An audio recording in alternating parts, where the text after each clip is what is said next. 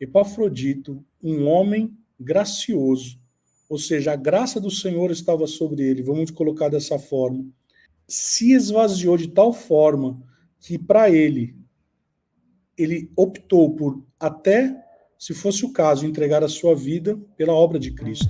Os Paroleiros, vambora, que hoje é dia de parola. Graça e paz, amados, tudo bem? Hoje nós estamos, Paulinho e eu e Paulinho, para mais uma parola sobre Jesus. Olha que coisa maravilhosa, hein, Paulinho? Todas as nossas parolas nós falamos sobre Jesus, então hoje não vai ser diferente. A tal ponto que nós vamos falar sobre Jesus e o quê, Paulinho? Jesus e o quê? E a humildade. E a humildade. O exemplo de humildade de Jesus. Ou seja, hoje nós falaremos a respeito das sandálias da humildade. E por que nós falaremos das sandálias de humildade que surgiu em Cristo, né? O primeiro a vestir, afinal de contas, quando Moisés entrou diante da sarça ardente, o que Deus falou para ele? Tire essa sandália. Mas com Jesus foi ao contrário. E por isso eu quero te convidar a estar conosco nessa parola. E hoje, num livramento absurdo, porque afinal de contas, demos um boicote em o decano. Falamos para ele que, na verdade, ele não precisaria estar conosco, e hoje estou eu e o famoso Barba Ruiva. Estamos aqui, todos reunidos, para tratar desse tema. Paulinho, como você está, meu caro Alviverde? Ou melhor, Alviverde não. Vejo que você está com a camisa do Timão. Ô, mano, de 3 palavras você esculhambou em 2. Famoso Barba Ruiva. Você só acertou o barba aí, que de famoso eu não tenho nada. E de ruivo eu não tenho nada. Cara, estamos aí, né? Estamos aí na atividade. Hoje o decano deu o cano, né? Hoje ele sumiu, sabe-se lá. Mas assim, como a gente sempre é muito transparente com os nossos parolovers, eles precisam saber, dessa vez, quem está de disciplina, quem está de banquinho, quem está no cantinho do pensamento é ele. Aquele, não vou citar nomes, mas deixarei sinais. Aquele que está ausente na presente roda de parola. Exatamente. Quem será? Quem será? Quem será? Quem será que será? Vou falar hoje a respeito de um tema que mexe muito com a gente. Porque quando nós vamos ler Filipenses, aliás, nós estamos falando sobre, né, as cartas de Paulo na prisão. E nós já falamos na outra parola a respeito de que Paulo nunca esteve tão livre, tão solto, senão agora, não? Ele escrevendo a famosa carta da alegria. E como que alguém pode estar alegre, feliz e contente, cantando o Balão Mágico, estando preso, não é verdade? Mas ele está ali. E ele, naquele momento, ele começa a falar em Filipenses capítulo 2. Ele vai falando algo que para mim mexe bastante, que ele começa dizendo a respeito se há alguma exortação em Cristo, alguma consolação, alguma comunhão no Espírito, se há entranhados afetos de misericórdia, contemplai minha alegria, de modo que pensais a mesma coisa, não façais nada por partidarismo. E ele começa a dizer como que tem que ser a mente do cristão. E na sequência, depois de uma famosa perícope, e você não pode perder o que é uma perícope, se você não sabe, no chat GPT, que com certeza ele vai saber te dizer. Mas aí... Não. Vamos fazer a propaganda direito. Se você não sabe o que é uma perícope, corre no site www.osparoleiros.com.br, clica no link Escola, e aí você vai conhecer o meu curso de Introdução à Interpretação da Bíblia. Você vai ficar expert em perícope. Tá vendo aí, ó? Tá vendo aí? Ficou o merchan aí para você, que ainda não sabe o que é uma perícope. Mas aí Paulo continua dizendo, não esse Paulo Barba Ruiva, mas o Paulo, ele vai começar a dizer a respeito de qual era o exemplo de Cristo, né? E é sobre isso, Paulinho, que nós vamos falar, a partir do verso 5. Paulo, ele nos estimula, ele nos instiga a termos o mesmo sentimento que houve em Cristo, né? E, Paulinho, assim, quando Paulo está falando sobre isso, ele está fazendo um comparativo, né, a respeito do sofrimento, a respeito de tudo aquilo que Cristo ele passou, de tudo aquilo que ele vivenciou, e de uma forma muito clara, de uma forma muito ativa. Paulinho, o que isso reflete nas nossas vidas, num caráter cristão, na nossa caminhada cristã? O que Paulo está nos induzindo a fazer e a vivenciar? Will, eu penso que não é só no que isso interfere na nossa vida, mas, na verdade, a vida cristã, ela só é legítima, ela só é real a partir do momento que nós nos tornamos uma imitação de Cristo. Eu vou explicar o porquê. Em Atos, no capítulo de número 11, no versículo de número 26, a palavra fala qual foi a primeira vez que os discípulos foram chamados cristãos. A palavra faz essa menção ali em Atos 11, 26, né? Aparece o termo cristão, esse termo ele é inventado, ele é atribuído aos crentes, aos discípulos no território de Antioquia, conforme está registrado ali naquele texto de Atos 11, 26. E é importante a gente saber qual é o ambiente, qual é o panorama no qual isso é mencionado, né, no qual este nome é dado aos cristãos. Primeiro que a palavra identifica que o termo cristão foi utilizado para identificar os discípulos. Aí a gente já tem uma baita de uma pista acerca do que seja ser um cristão. Se eu quiser entender o que é ser um cristão, eu preciso entender o que é ser um discípulo, né? E ser um discípulo definitivamente não é ser alguém que foi batizado em uma igreja, necessariamente não é isso. Ser um discípulo não é ser um simpatizante da fé cristã ou entender a fé cristã como uma filosofia bacana, como um estilo de vida legal. É muito mais do que isso, né? Os discípulos foram assim identificados pelo fato deles serem imitadores de Jesus. Eu costumo dizer que a fé cristã é uma fé de imitação. Se a gente pega a nossa Bíblia em Hebreus, no capítulo de número 13, né? Deixa eu correr ali em Hebreus. Se a gente pega a nossa Bíblia em Hebreus capítulo 13 e lemos ali o versículo de número 7, a palavra diz assim: lembrai-vos dos vossos guias, os quais vos pregaram a palavra de Deus, e considerando atentamente o fim de sua vida, imitai a fé que tiveram. Se a gente recorrer a algumas falas do apóstolo Paulo, inclusive quando ele fala aos Coríntios, lá no capítulo 1, se não me engano, na sua primeira carta, posso estar errado no endereço, mas enfim, ele vai dizer o seguinte: sejam meus imitadores, como eu sou um imitador de Cristo. A fé cristã, ela é baseada em parâmetros, em modelos de imitação. E os discípulos, os primeiros, eles foram imitadores do próprio Cristo, ao ponto de serem tão radicais que a grande maioria deles, nós sabemos pelos registros históricos que temos, a grande maioria deles foi morto de forma... foi morto em martírio, né? Foi martirizado, ou seja, foi assassinado por conta da pregação do evangelho, né? Colocaram a sua vida em risco e perderam a sua vida por conta do evangelho, perderam a sua vida em martírio. Com tudo isso, eu quero pensar nesse perfil radical que é o ser cristão. Ser cristão é um imitador, é ser um imitador, uma imitadora de Cristo. Logo, não é só o quanto isso interfere na minha vida, mas na verdade é o quanto a minha vida, por ser uma imitação de Cristo, impacta na vida de outros. Porque Cristo, onde ele passava, ele impactava na vida de outras pessoas. Né? O quanto a minha vida, por ser baseada, pautada neste modelo, que é o modelo de Cristo Jesus, ela é impactante a vida dos outros. Né? Aqui a gente vê essa ordem, né, Paulo está escrevendo de forma imperativa.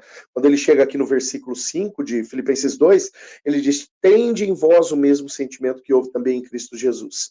Em outra tradução vai dizer: tende o mesmo pensamento.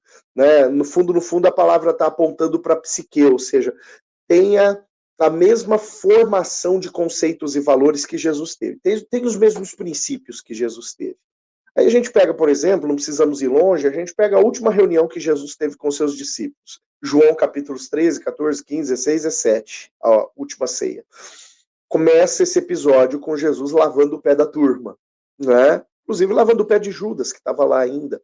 Jesus está lavando o pé deles e Jesus fala lá no capítulo 13, no versículo 5 de João, olha, o que eu fiz é para vocês fazerem igual. Né? Ele dá uma aula de humildade ali. Ele dá uma aula de serviço ali. Ele dá uma aula prática em cima de uma teoria que ele já havia promulgado em algum outro momento, quando ele diz assim, ó, vocês querem ser os primeiros? Sejam os últimos. Vocês querem ser os maiores? Sejam os menores. Vocês querem parecer os mais sábios? O reino, ele tem esses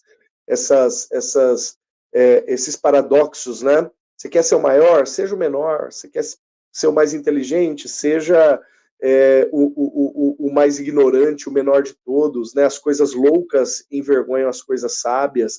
Você quer ser o primeiro? Na verdade, seja o último, né? São paradoxos do reino.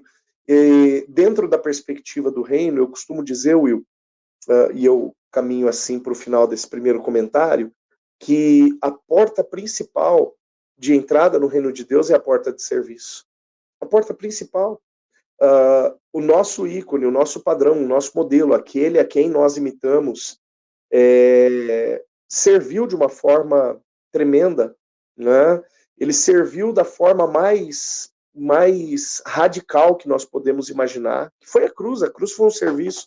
Isaías 53 chama a cruz, né, de uma forma intrínseca, de uma forma profética, mas chama a cruz de penoso trabalho. Paulinho, você citou aí um tema interessante, né? Porque você citou a palavra sentimento, né? Tende em vós o mesmo sentimento que houve em Cristo. E aí, enquanto você estava falando, eu busquei aqui, porque no grego a palavra sentimento é phroneu. Imagino que não seja assim que fala, mas não tem importância. Eu também não sei falar grego, então para mim está tudo certo. E a palavra phroneu, no grego, significa sentir, pensar, ter entendimento, mas uma das expressões é dirigir a mente para algo, procurar, esforçar-se por, né? Então, olha o que a gente pode dizer aqui, tende, pois, em vós o mesmo sentimento para se esforçar, para procurar, para buscar ter aquilo que está em Cristo, né? Então veja que esse caráter da humildade que Paulo está dizendo, ela vai traduzir para nós algo que também tem que ser um sentimento que nós temos que nutrir. E aqui não é a questão de nutrir um sentimento em si, mas é no caráter de eu vou me dispor, eu vou me colocar à disposição, eu vou fazer com que, a partir de hoje, o meu sentimento ele venha espelhar, refletir aquilo que Cristo ele espelhou, né? Eu acho interessante que Paulo continua dizendo assim, pois ele aí ele começa a fazer um paralelismo, né? Porque ele fala, pois ele, subsistindo em forma de Deus, não julgou por usurpação ser igual a Deus.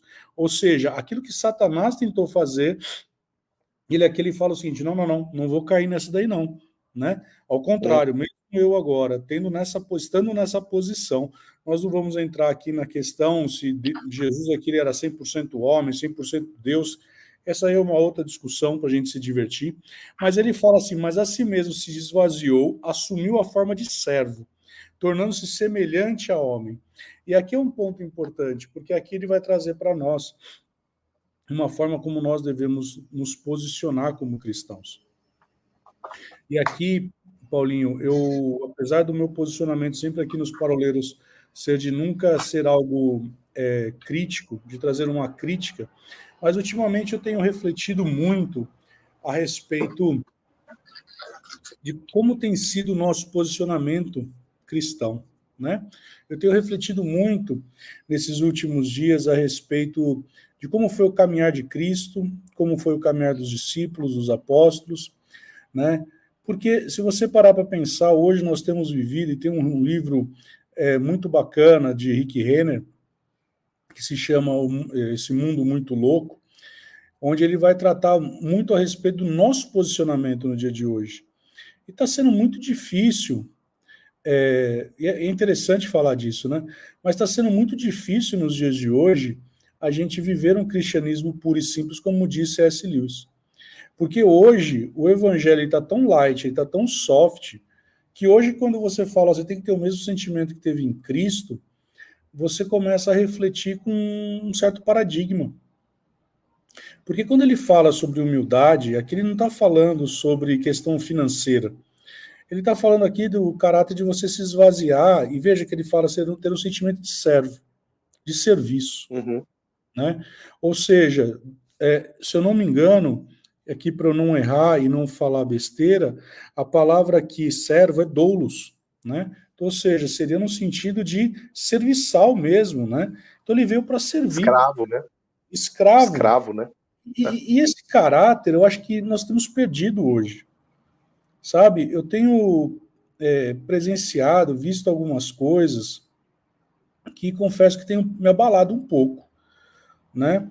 Quando nós começamos, eu me lembro daquele livro que, não sei se foi você ou se foi o Arthur que me deu, sobre a noiva adúltera, e ele fala a respeito... Você me deu. Você me deu. Não, mas então o Arthur deve ter dado para você. O Arthur, acho que ele me deu, acho que foi isso. Eu recomendo esse livro. Esse livro tem que ser um livro de cabeceira para qualquer pastor presidente de igreja, porque ele fala de algo tão sério a respeito do sentimento que hoje nós temos nutrido como corpo de Cristo, e dentro do corpo eclesiástico, né, quando Paulo lhe diz sobre se você aspira pelo episcopado, né, é exatamente esse livro. Esse livro aí, ele é tremendo esse livro. Né? Porque ele vai trazer para nós uma concepção que é justamente combativo com aquilo que Paulo está falando. Paulo está dizendo, olha, tem que ter o mesmo sentimento.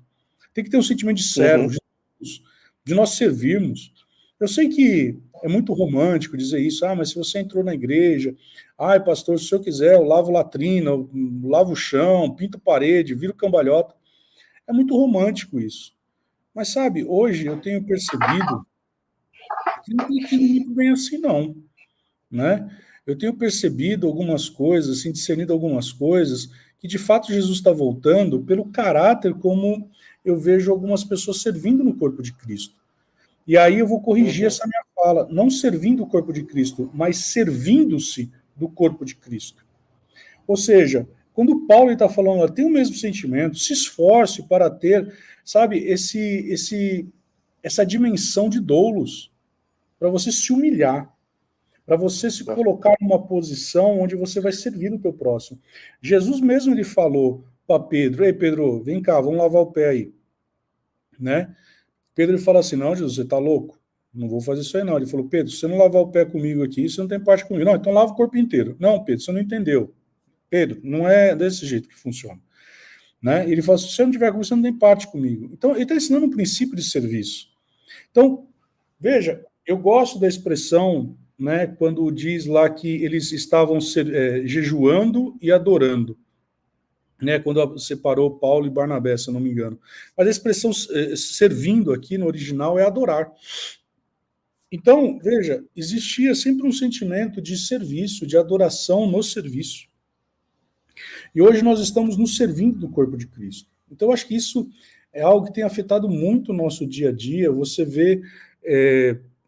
Leonard Ravenhill, certa vez, ele disse, porque tarda o avivamento, sabe, eu creio que virá mesmo uma onda de avivamento sobre a igreja, mas é necessário que primeiro se cumpra aquilo que está em Tiago, sabe, da gente se humilhar debaixo da potente mão do Senhor.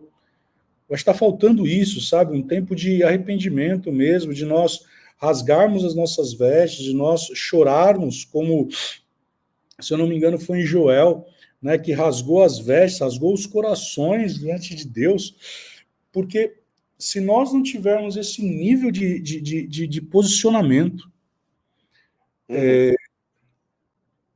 eu não me lembro agora quem foi que disse uma expressão, e eu tenho percebido também os tons de pregações, e de novo, eu não tenho costume, nenhuma outra parola aqui eu fiz um tom de crítica, mas quando Paulo está falando sobre essa questão do sentimento, eu tenho percebido uma certa contaminação na palavra, no evangelho.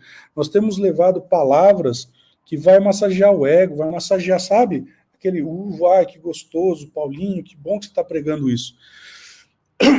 Mas Paulo está falando para ter esse sentimento. Então eu acho que o nome do livro está errado, não tinha que ser Porque Tarda o Avivamento. É porque tarda da gente se humilhar, da gente se voltar para o evangelho puro e simples, o cristianismo puro e simples.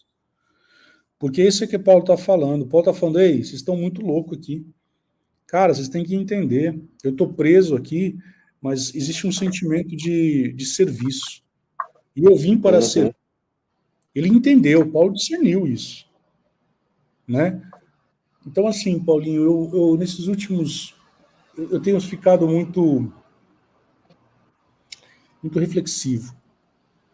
Eu estava indo outro dia para a igreja, no trajeto na Marginal, e eu estava refletindo sobre isso. A ponto de Paulo dizer, né, eu não fui a vocês com palavras persuasivas, mas na demonstração do poder de Deus. E se eu não me engano, foi Kenneth Hagin, que um dos livros dele, se eu não me engano, foi ele que disse assim, você quer que haja uma manifestação do poder de Deus na sua igreja? Você quer que haja a manifestação dos dons do Espírito na tua igreja? Pregue Cristo. Porque toda vez que você pegar Cristo e a palavra, a mensagem for cristocêntrica, ela de fato vai manifestar aquilo que está em Cristo, né?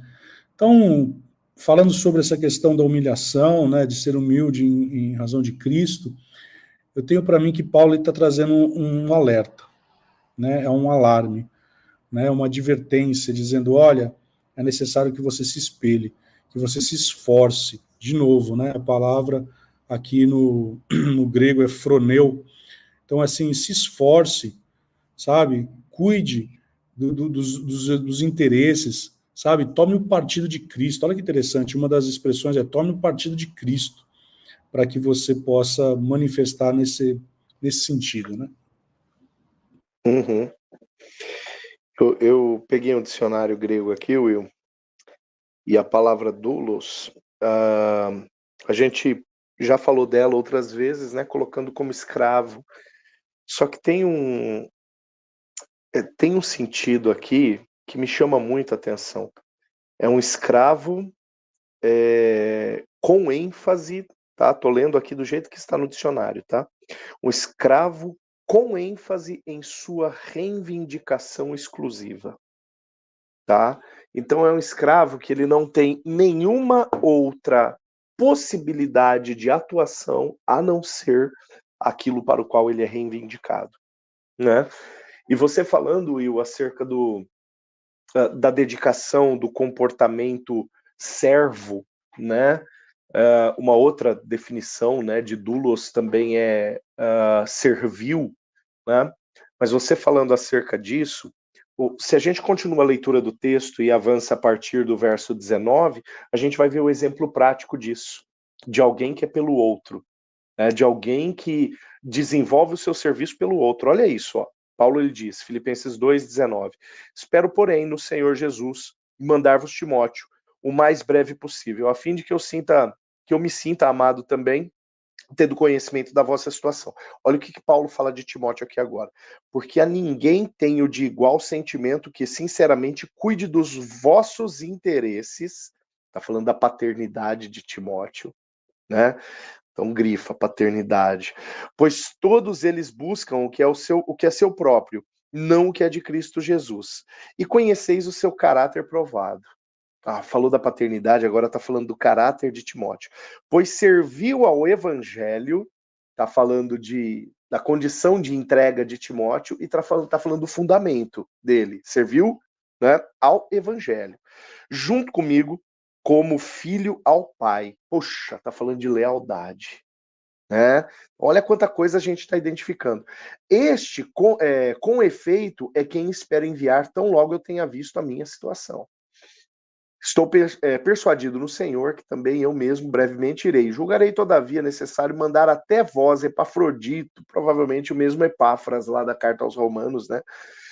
Por um lado, meu irmão, cooperador e companheiro de lutas. Meu irmão, cooperador e companheiro de lutas. Já pensou o apóstolo Paulo, chamando o cara de irmão, de cooperador e companheiro de lutas. Esse cara é meu parça, esse cara tá de braço dado comigo até no meio da treta, até no meio do perrengue.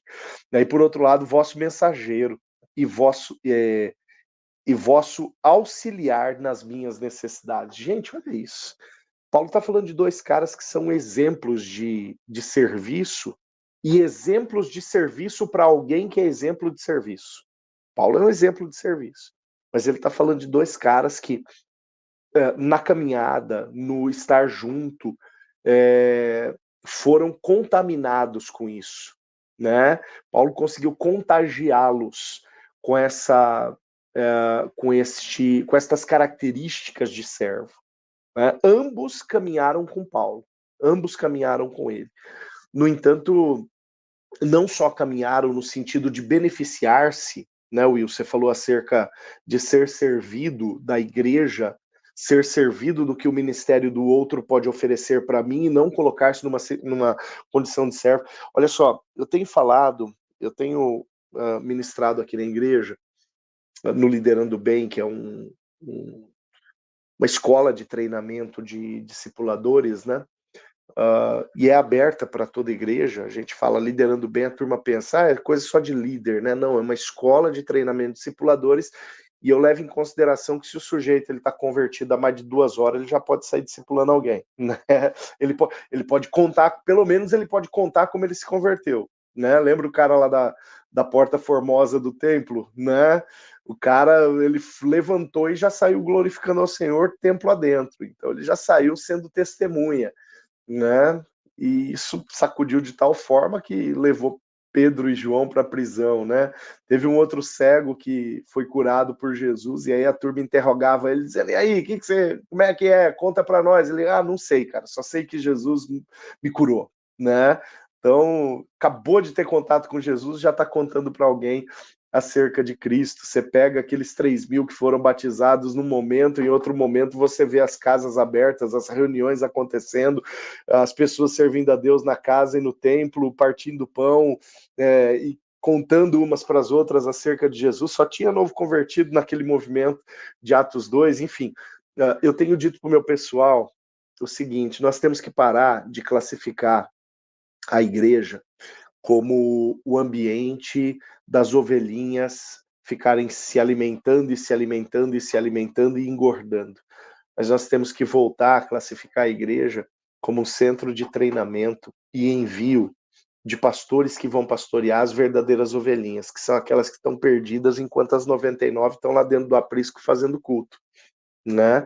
Então eu vou ser treinado, Paulo Borges fala isso, né? Exatamente. Paulo, ele dá uma paulada, uma estilingada, que ele fala justo isso. Gente, vocês têm que entender que ovelha não gera ovelha. Igreja gera pastores. Se você está aqui há mais tempo, você tem que parar de dar problema para o teu pastor e começar a pastorear, né? É isso que ele fala. Eu acho interessante essa fala dele. O Abe Uber, ele diz que a igreja como base, né? Aqueles que já creem em Cristo e que já têm condições de apresentar Cristo para alguém, né? Você pega o Apolo lá de Atos 18, ele era poderoso, eloquente nas escrituras, muita gente por meio dele convertia-se ao evangelho, ele conhecia somente o batismo de João, é o que Atos 18 diz. O que é o batismo de João? A doutrina de João Batista. Arrependei-vos porque é chegado o reino dos céus. A pregação do Apolo era essa, e através disso muita gente chegava no evangelho, chegava a Cristo, né, aproximava-se de Jesus. Então, no final das contas, essa cultura, né? Há quanto tempo que um crente quanto tempo um crente precisa passar para falar de Jesus para alguém? Não é quanto tempo, é qual a experiência. A experiência é a seguinte: você entregou a sua vida para Jesus, você foi salvo, você tem convicção da sua salvação, então você pode contar isso para alguém, né? Como o cego que eu acabei de citar quando interrogam ele, como o coxo que eu acabei de citar quando interrogam ele, é contar para alguém aquilo que Jesus fez, né? O apóstolo Paulo, quando escreve a sua carta, ai cara, agora eu não lembro qual que foi, primeira carta aos Coríntios, capítulo 11, posso estar equivocado, mas lá, o apóstolo Paulo, ele diz assim, olha, nós precisamos refletir como um espelho,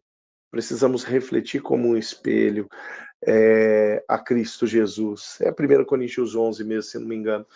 Refletir como um espelho, o espelho não mente, o espelho ele não acrescenta nada, né, aquilo que nós enxergamos de nós, né? O refletir como espelho diz respeito à fidelidade daquilo que Jesus é.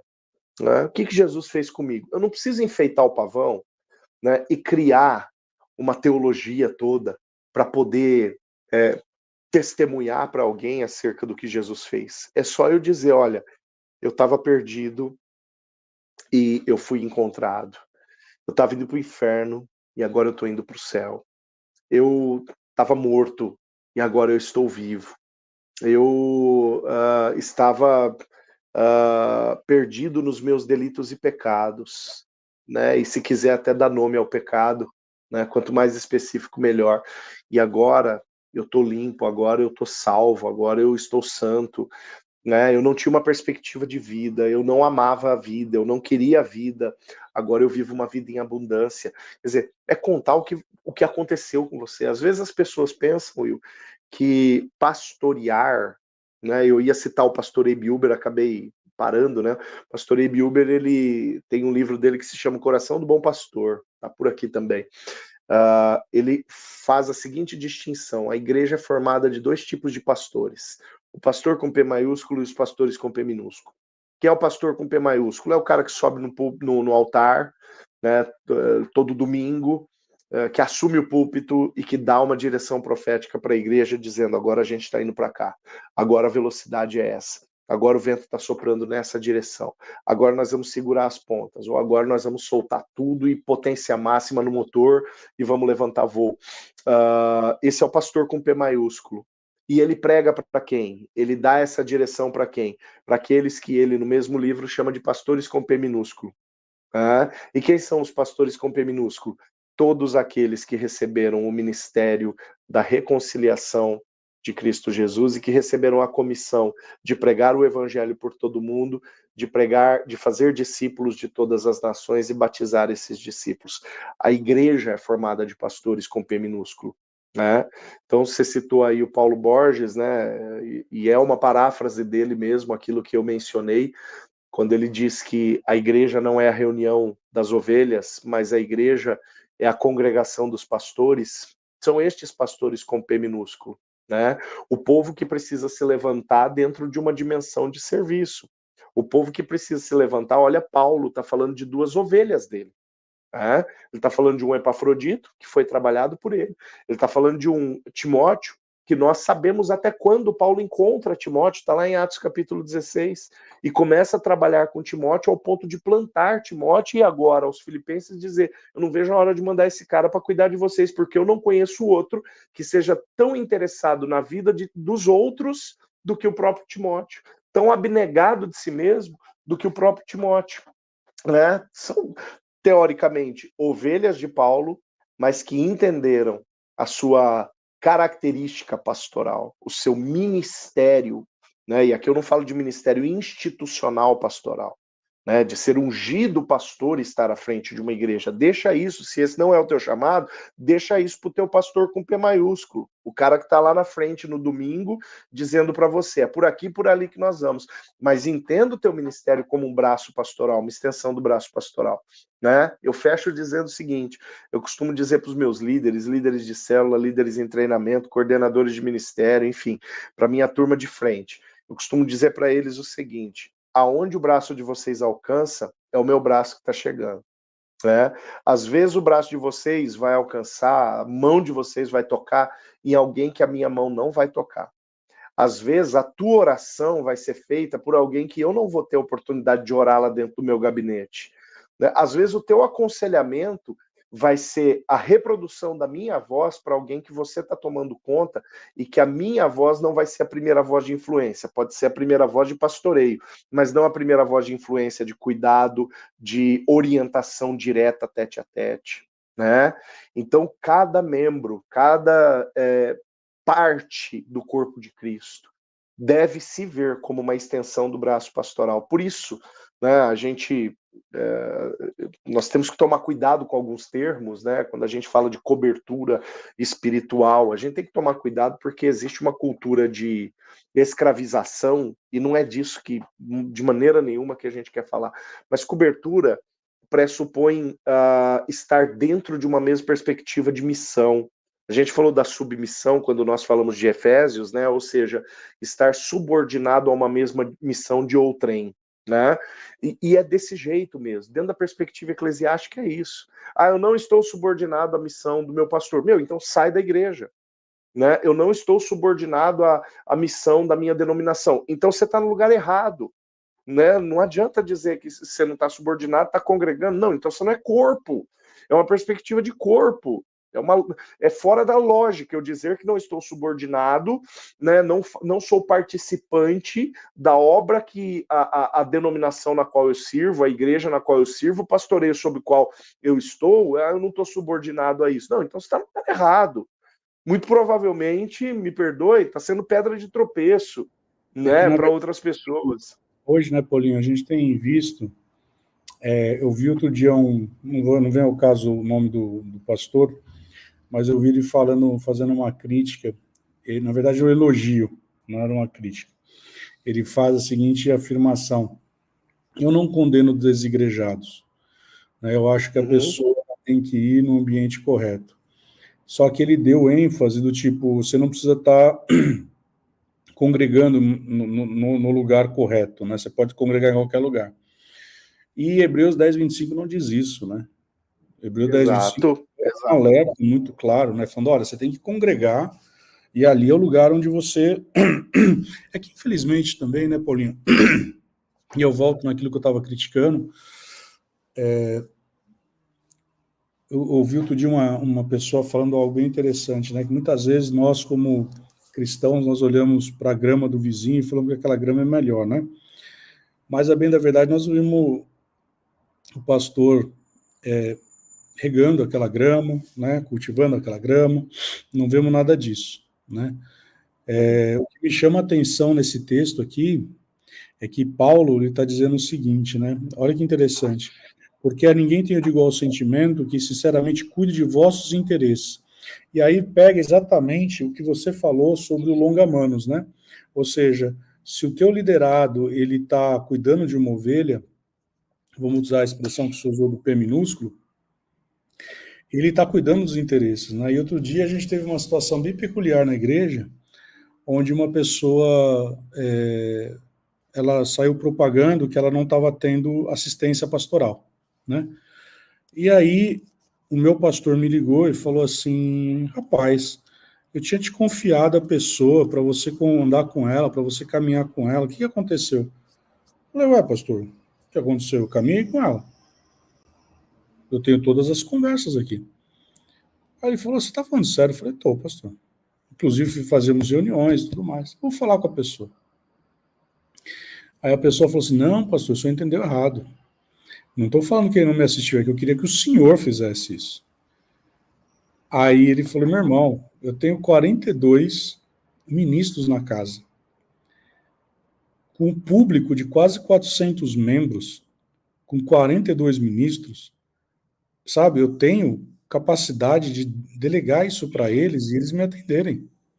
E eles suprirem a necessidade de vocês. Ah, pastor, mas eu queria que o senhor fizesse, né? Então veja que essa parte da cobertura espiritual, ela está tão encruada, né? Acruada na cabeça das pessoas, que as pessoas não entendem a respeito daquilo que Paulo está dizendo aqui. Olha, tem cuidado dos vossos interesses. Tem Tony Cook, ele tem um livro chamado Em Busca de Timóteo.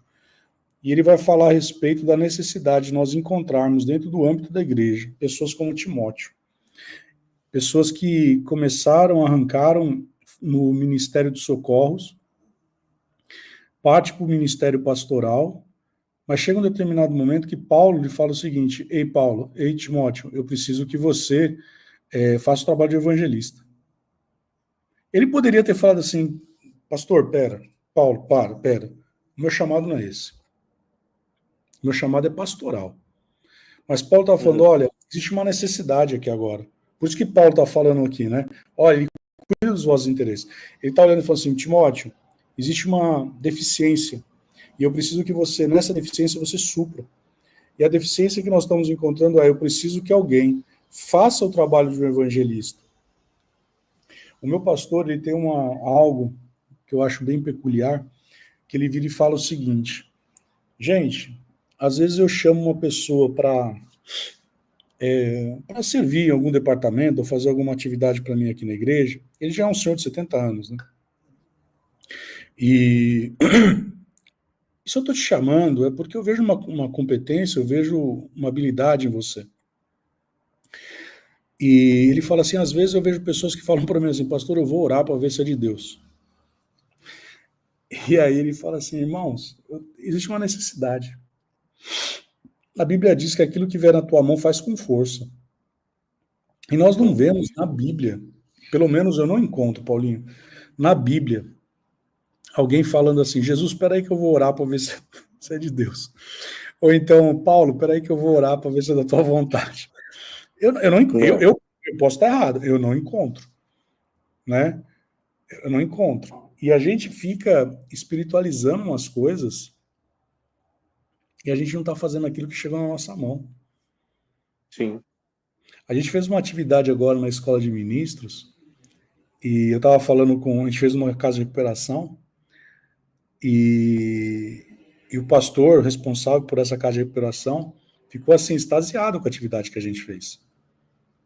E aí, mas ele virou no primeiro dia para mim e falou assim, quando a gente foi prospectar, tal, vou falar com ele, ele virou para mim e falou assim, irmão, o que a gente precisa mesmo não é alimento, porque a gente está em ano eleitoral e os vereadores, candidato, prefeito, tá dando comida da roda aqui. Ó. O que a gente precisa mesmo é de grana, porque eu preciso pagar água, eu preciso pagar luz. Quando ele falou para mim o tamanho da conta de luz, eu falei, você é louco. Só uma casa, são 3. Uma casa, 2.300 de água. Porque você tem... porque você tem 40 assistidos lá dentro, né? É uma casa com 40 assistidos, né? Uhum. E aí ele virou para mim e falou assim, você não consegue só direcionar isso para mim? Porque o alimento eu tenho recebido. Eu falei para ele assim, pastor, eu tenho pessoas muito abastadas na escola. Eu tenho pessoas que não. Então, se eu falar para a pessoa, me dá só o Pix, essa pessoa que ela é muito abastada, ela vai dar o dinheiro e ela não vai se envolver.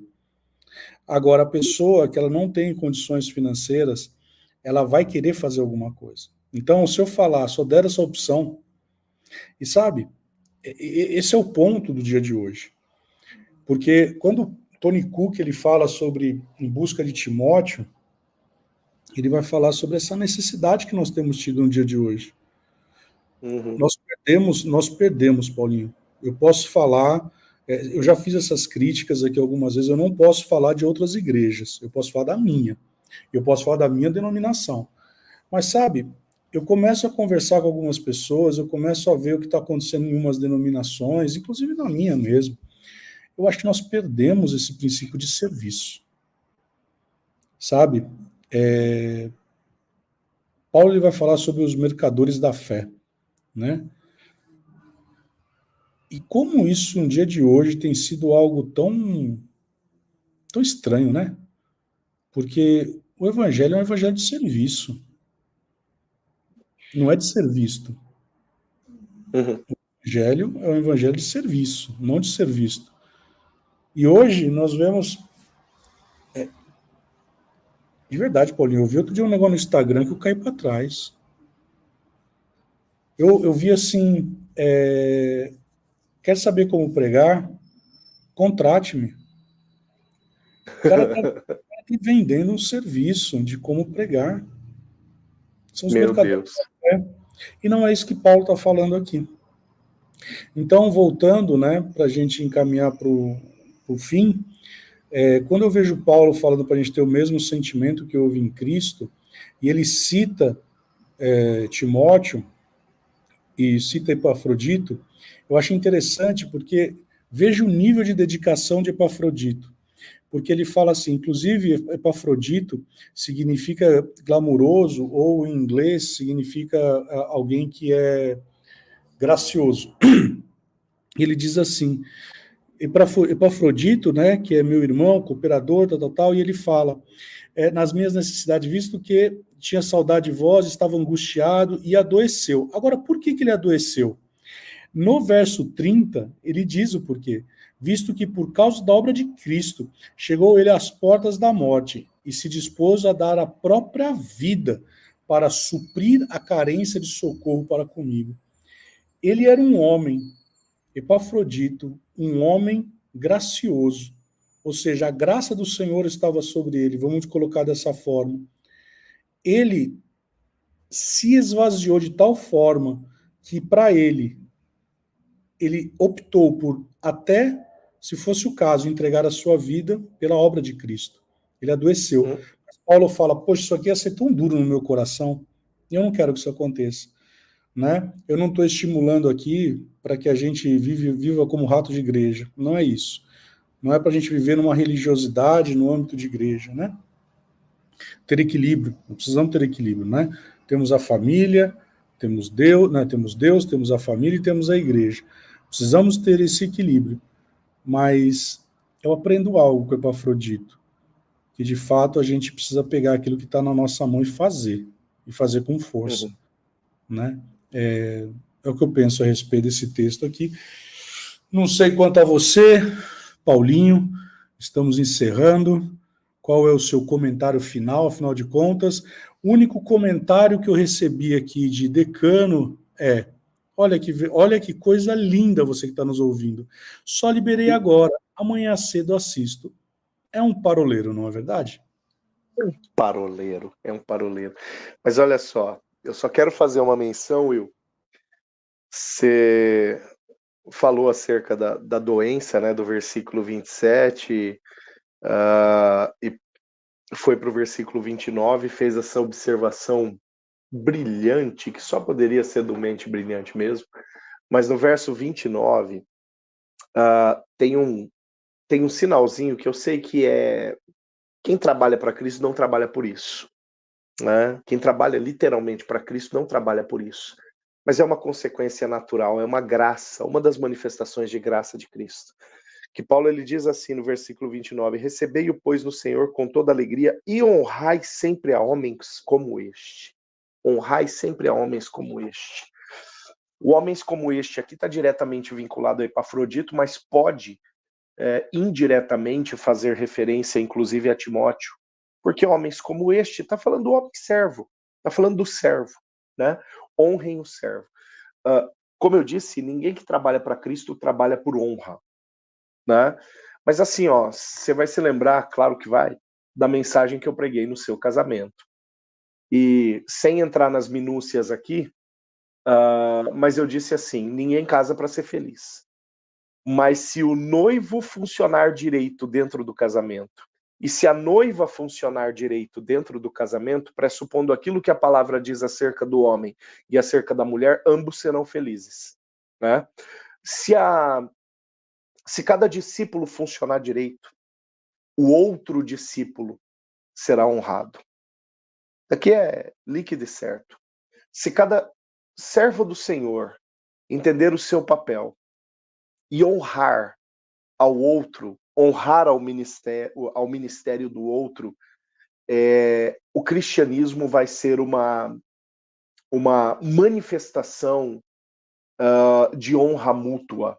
Cada cristão vai viver uma manifestação de honra mútua, vai experimentar a honra, mas vai semear a honra também. Né? E aqui, mais uma vez, eu sei que eu estou pisando num terreno perigoso, nós pisamos em alguns terrenos perigosos hoje, porque são temas que, infelizmente, nos dias atuais são extremamente distorcidos, né? Há uma cultura de honra perigosa, né? Que mais se parece também com uma relação patrão-empregado, e patrão dentro de uma perspectiva bem tirânica, né? Em alguns aspectos. Há também a questão da cobertura espiritual, também utilizada de uma forma quase que tirânica, e nós não estamos tocando nesses pontos, né, de maneira nenhuma, mas levando em consideração aquilo que de fato a palavra fala. E a palavra sim fala acerca de uma subordinação, a palavra fala sim acerca de um comissionamento, né, como o Will bem apontou, de um líder entregar na mão de um liderado um ministério e o liderado executá-lo, né? E aqui há uma cultura de honra correta, né?